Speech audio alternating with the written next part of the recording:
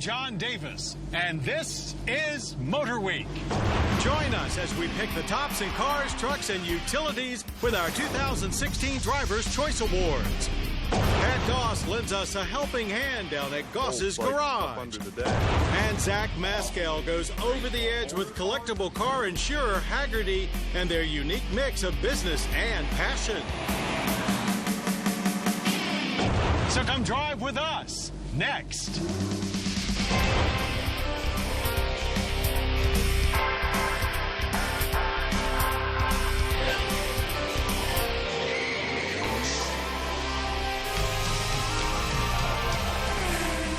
"35 years of Motor Week, television's original automotive magazine." It's that time of year, folks, when we look back at all of the cars, trucks, and utilities that we've driven over the past 12 months. We've sifted through them all, compared their merits, and most importantly, declared our winners in our annual Driver's Choice Awards. So let's start with the cars that earned the trophies and our respect for 2016. With crossovers continuing to eat away at car sales, there was little new in the small car ranks this year, with one big exception: the dramatically reborn Honda Civic, our very worthy pick for Best Small Car. Not only did it get back to delivering traditional Civic-minded values with sporty flair, washing away memories of the critically derided previous generation, but now adding a 5-door hatch and even a little turbocharged performance. The Chevrolet MALIBU earned our Best Family Sedan Award, but could have also walked away with a trophy for Most Improved. It clearly shows that GM has stepped things up big time in comfort, ergonomics, and driving dynamics. On top of that, a hybrid returns to the lineup, a full hybrid this time, rounding out a much more modern and youthful approach to Chevrolet's long-ignored midsize sedan. There were other vehicles that could have earned this year's Best Convertible Award, but we couldn't imagine giving it to anyone but Mazda for the MX-5. It's not really back to basics, as few people truly want that anymore, but it is back to the essence of what sporty two-seat drop tops should be all about. It's one highly functional, highly fun, fully modern sports car offering extreme bang for the buck in a just enough of everything package. With ever-increasing amounts of extravagance seeping into every car these days, it's getting harder and harder to find pure examples of luxury. But one ride in the Jaguar XF will remind you, as it did with us, earning our Best Luxury Sedan Award. Jaguar has made incredible strides since Tata took over, pumping serious cash into R&D. The luxurious results, combined with a renewed prioritization of German-level driving dynamics, speak for themselves. We know we are pushing the boundaries naming the Nissan Maxima as Best Sports Sedan, considering it's hampered by a CVT and front-wheel drive.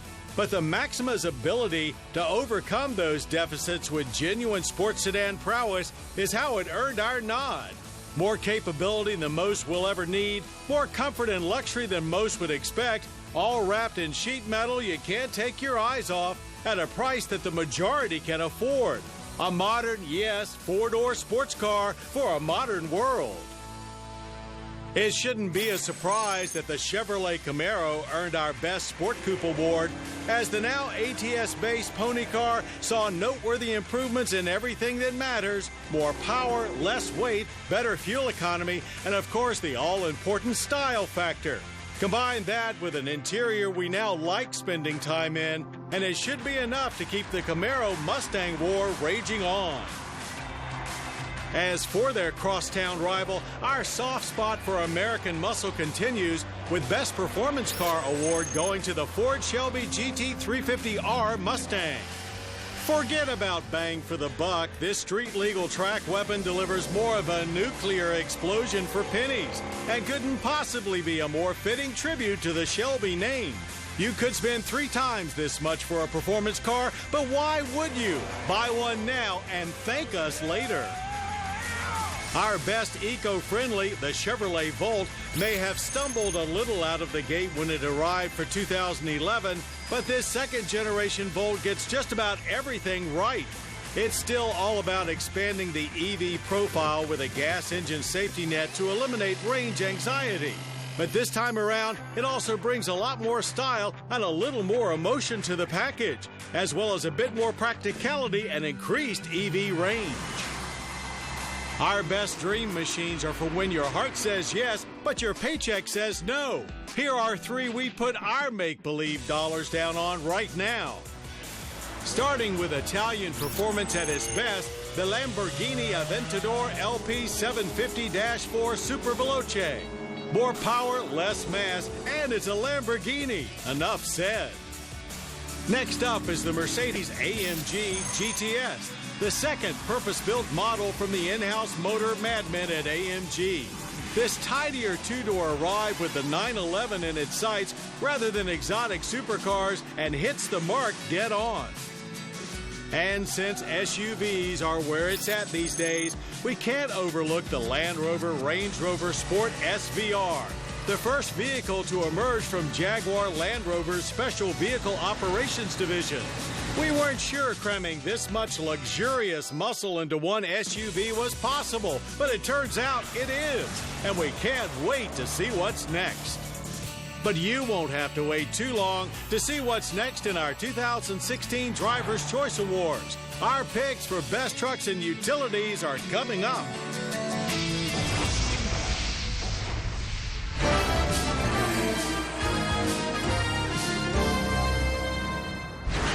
Lots of companies offer insurance for collector and classic cars, but only one seems to understand that to their owners, they are much more than just steel, glass, and rubber.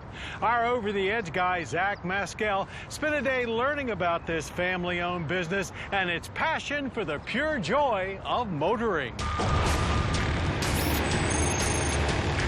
Hagerty Insurance has more collector car enthusiasts under their wing than any other agency in the world.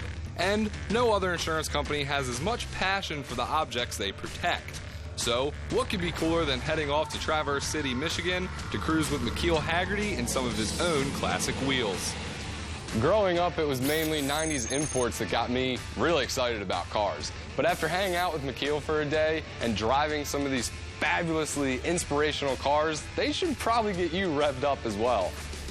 Back in the early 80s, McKeel's parents sold a general insurance agency and sailed into the wooden boat business. Well, moving into the 90s, those boat owners also had cars. Fast forward to today, and Hagerty insures cars, boats, and motorcycles.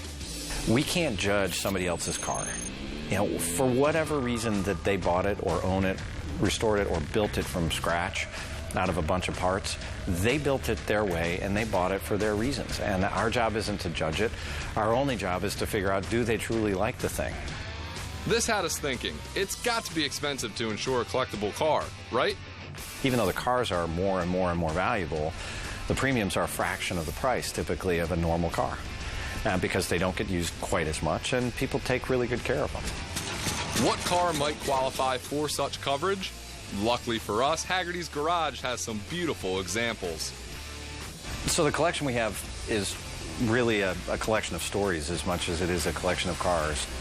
And so many of them tell different stories of either my life or some sort of point in the business, from, you know, kind of cool cars for going on rallies to, you know, cars that were restored by employees. You know, the Corvette is our single most insured vehicle in the U.S. So if there wasn't a Corvette in here, it'd be kind of a strange story in a lot of ways. When asked if there's any car too valuable to drive, McKeel replied with a firm heck no. There's nothing worse than to leave a car sitting around. It deteriorates far worse than if it's just used carefully on a regular basis. Okay, just about any car. He thinks maybe the Ford Quadricycle is an exception to the rule. You know, my life in cars really started with this one right here. It's a 67 Porsche 911S, and I bought it when I was 13 years old. With your own money? Yeah, lawn mowing money. Oh, wow. Lawn mowing money. I was a very prolific lawnmower. He wanted to be James Bond, but no Aston Martins were available. So, $500 for what was going to be an ice racing, air-cooled Porsche 911 would have to suffice. McKeel learned to fix it up himself and now spreads that knowledge to enthusiasts of all ages. What we do to help support the hobby as it relates to kids is a couple dimensions. One we started is called the Haggerty Education Program. Wouldn't it be exciting to make a career working with collectors' vehicles or boats? Well, guess what? You could get a job doing it. Schools teach restoration techniques thanks to the millions of dollars in scholarships and grants made possible by Haggerty. But wait, you can't drive a manual. Well, that's okay. If you're 15 to 25 years old, just see if there's a Haggerty driving experience school near you. They'll teach you all about the third pedal and in some of the coolest cars around. So not only is McKeel aiming to get kids excited about the hobby or a job with classic cars, but he's essentially growing his customer base in the process. Talk about a win-win. Roll for record. Sneak in the music. In 3, 2, 1. Clear on 3.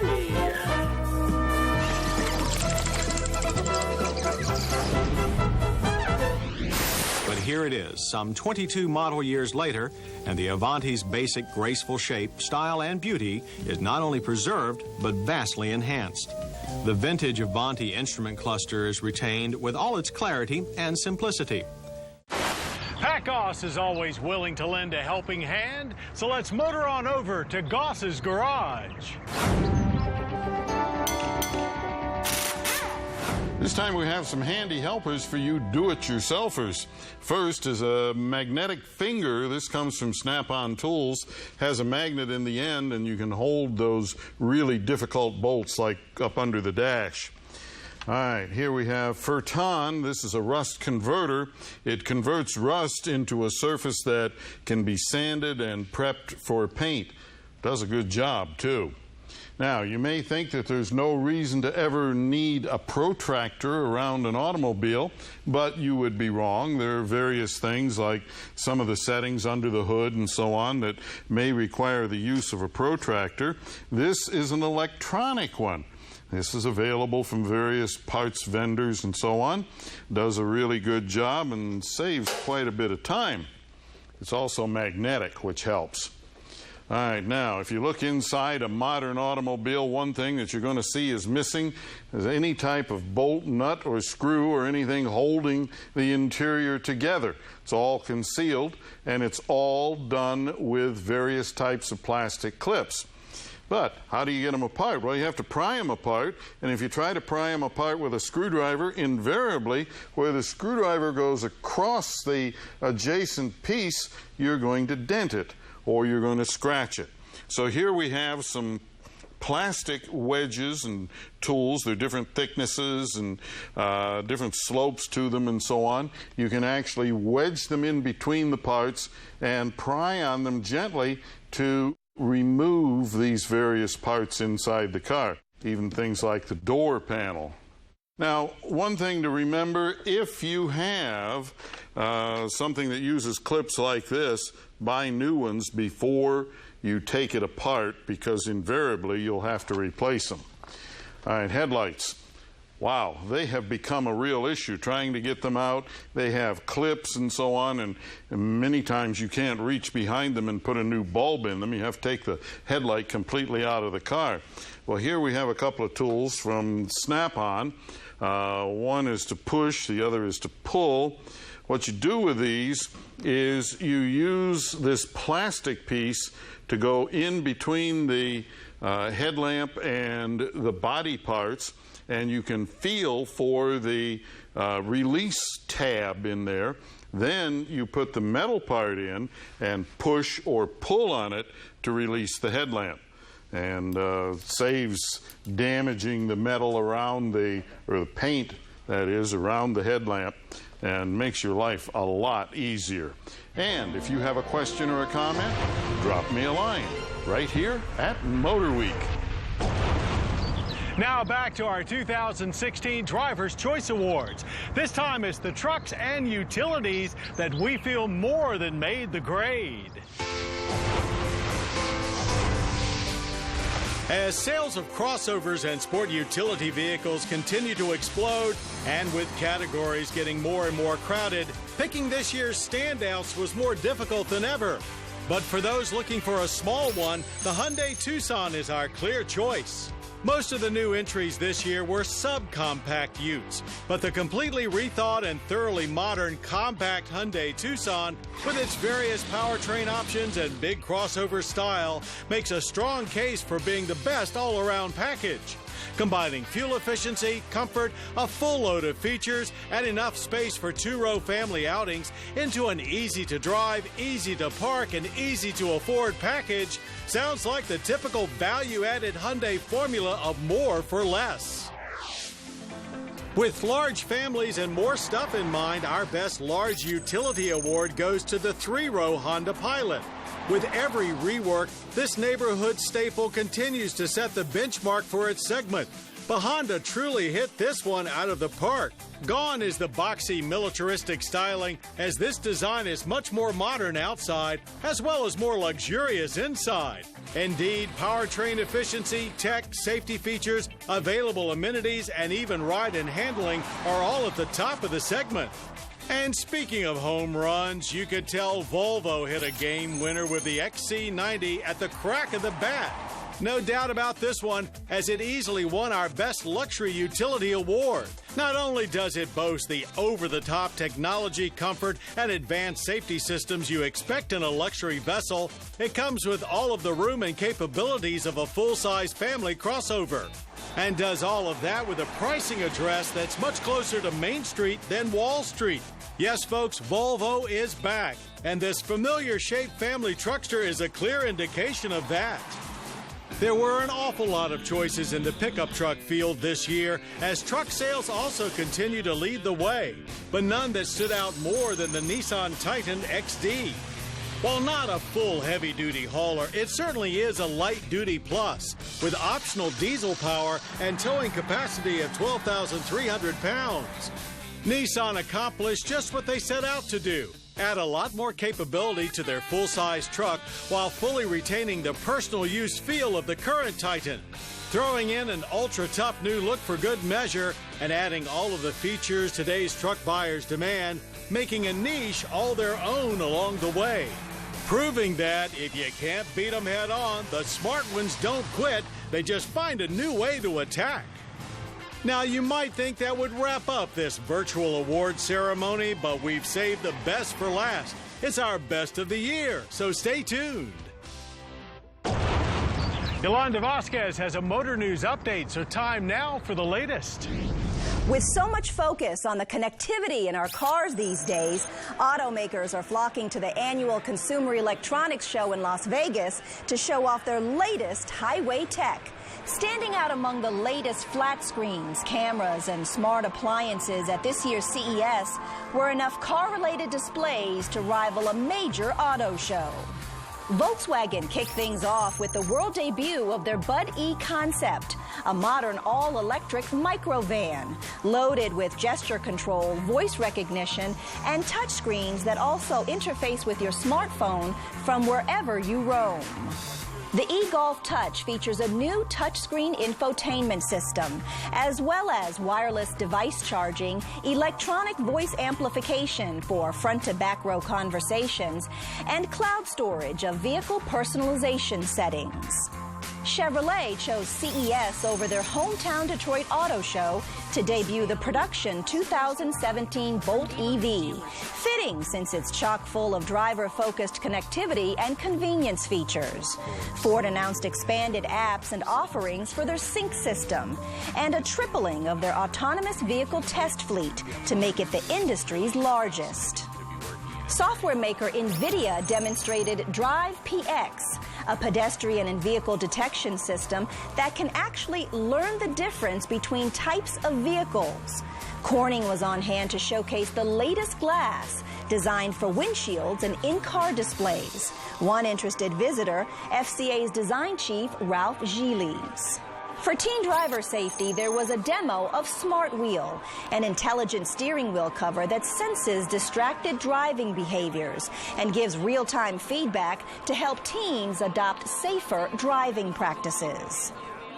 And we've just scratched the surface of what's new in auto electronics. But rest assured, there's more to come as these consumer technologies continue to evolve. And that's it for this week's Motor News. We've tacked on 10,623 miles to this 2015 Mitsubishi Outlander Sport in 8 months, and things are still cruising along at a good pace. The 168 horsepower 2.4-liter i4 is perfect for cruising, as there really isn't much get up and go beyond that. Still, it's great around town and perfect for a daily commute. Our logbook still fills up with comments about the basic and cheap feel of things inside, especially as closely priced rivals have stepped up material quality. But everything is easy to use and is holding up well. Fuel economy is another bright spot, now 26.6 miles per regular gallon combined. That's great for any utility, and not having to fill up often means we can stay sheltered from the cold. It's the Acura TLX and Kia Sorento on our next Motor Week long-term road test update.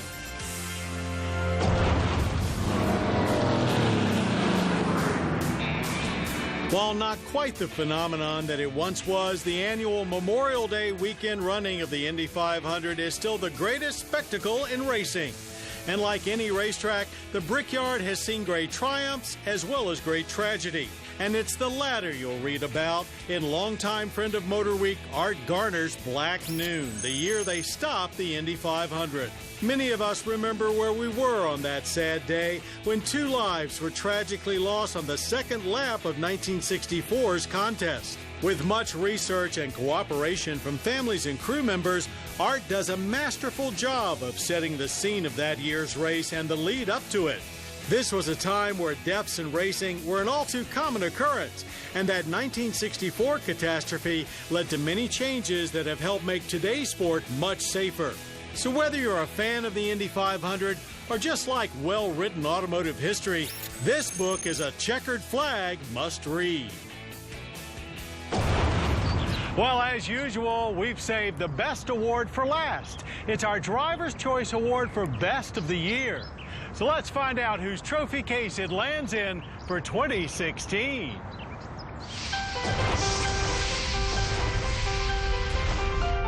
Truth be told, 6 months ago, even we didn't see this one coming. Not only have we never given the award to a utility vehicle before, but the Volvo XC90 crossover? Really? We hear you, folks. You may not have seen too many of them around yet or had a chance to closely check one out, but when you do, we're pretty sure you'll agree with us. No other vehicle this year did as much to revitalize a brand as this one, as Volvo has combined their familiar 2-box shape with over-the-top luxury and technology to turn the XC90 into upscale suburbia's must-have accessory of the year. You want high-tech? How about one of the largest and most intuitive touchscreen interfaces anywhere? While under the hood, there's fully modern 4-cylinder power that is both turbo and supercharged, delivering close to V8 performance. Not enough?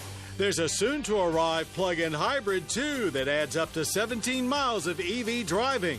Of course, safety is first-rate with every feature you could ask for, including new runoff road protection with borderline autonomous driving available. For now, all-wheel drive is standard. While there may be better handling luxury SUVs, the XC90 is no slouch in corners. Yet, far more important to typical luxury ute buyers are comfort and space.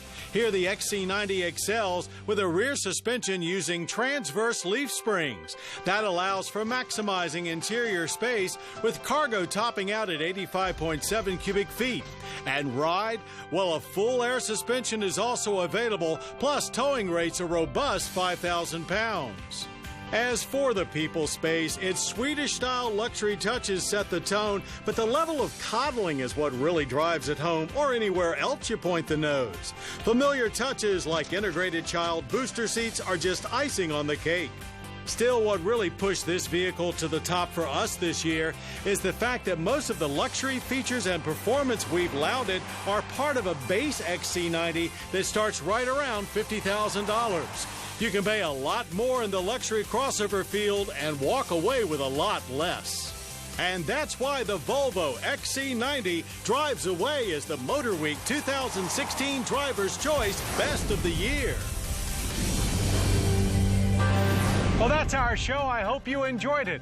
Now, for more Motor Week, why not check out our podcast, as well as complete episodes at pbs.org/motorweek.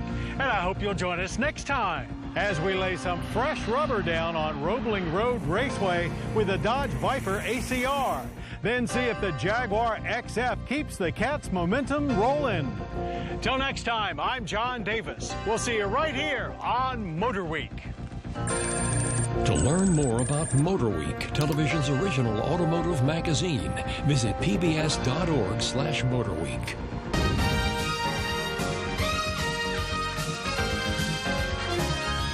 This program was produced by Maryland Public Television, which is solely responsible for its content.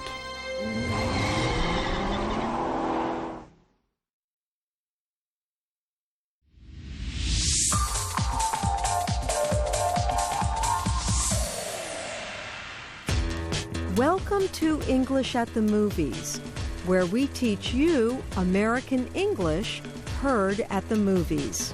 Today's phrase is scaredy cat from the movie Goosebumps. Goosebumps comes from the very popular children's books by R.L. Stine. He writes about monsters that live in books. Let's take a look. Listen for the phrase scaredy cat. Did you unlock a book? Oh no, I'm sorry. I'll put it back where it belongs. Look, here it is. Look. No, don't open it!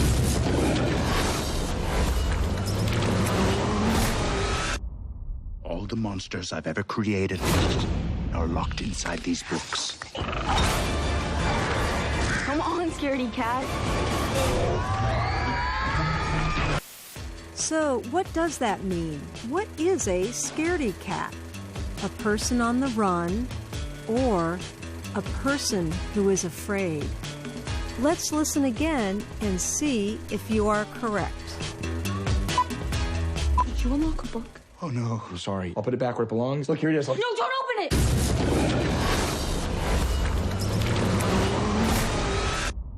All the monsters I've ever created are locked inside these books. Come on, scaredy cat.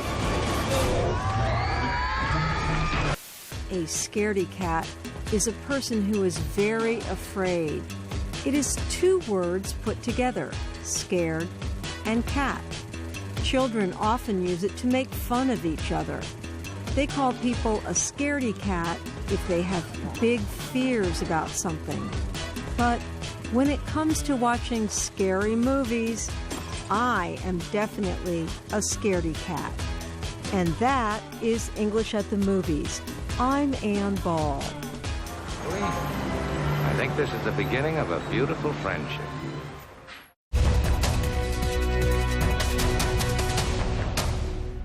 Welcome to the Voice of America's Newswords. Here is a story about U.S. Vice President Joe Biden's recent trip. He was meeting with the president of Turkey. Facilitate.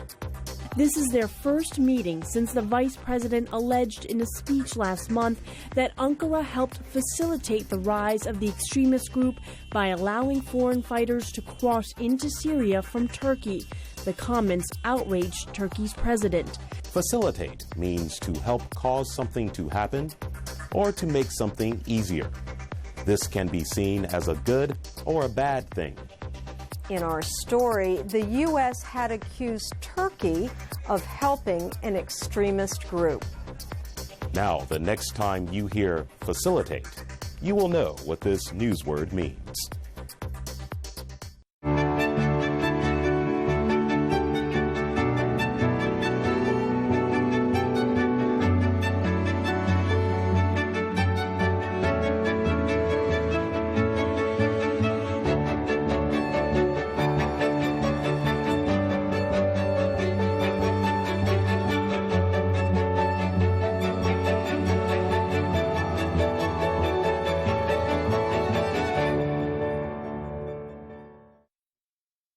I'm Linor Moudou from Africa 54. This is VOA. Follow us on Africa 54. Go to facebook.com/VOA Africa 54.